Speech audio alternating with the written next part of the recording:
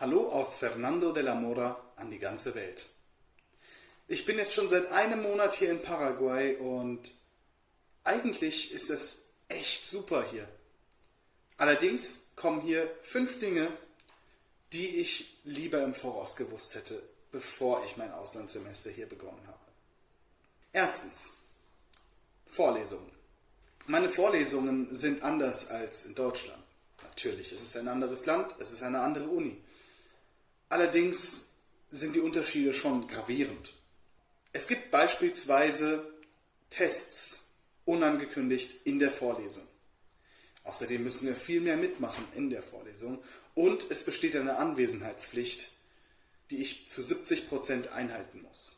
Das erinnert sehr an die Schulzeit und weniger an ein Studium, aber ich will mich da nicht beschweren.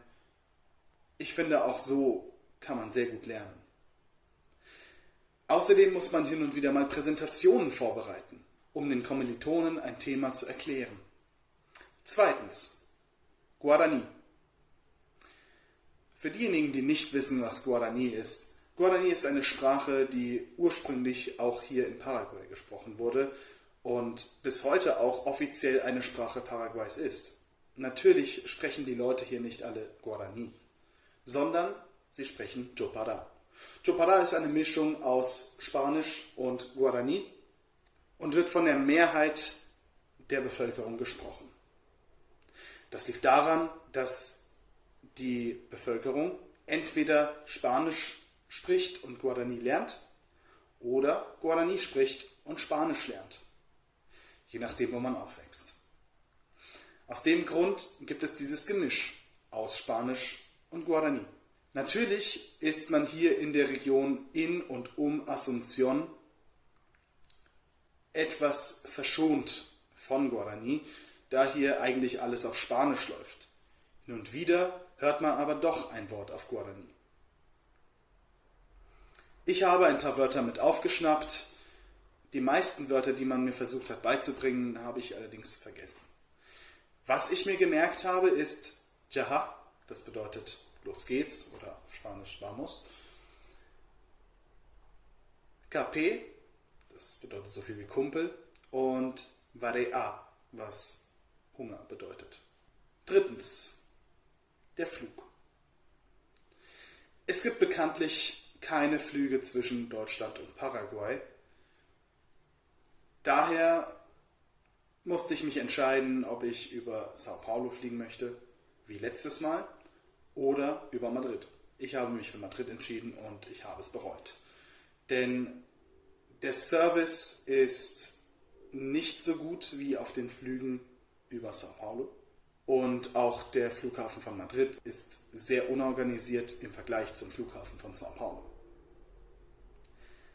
Daher empfehle ich es eigentlich jedem, über Sao Paulo zu fliegen.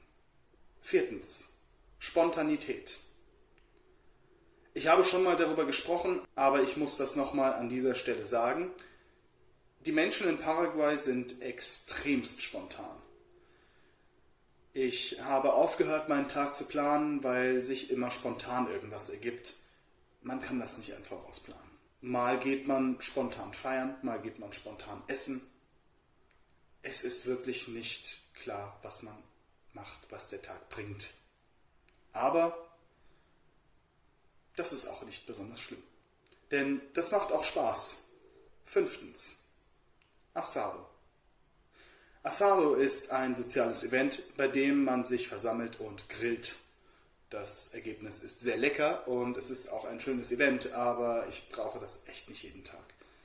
Ich hatte in dieser Woche fast täglich, bis auf einen Tag, die Möglichkeit gehabt, Asado zu essen.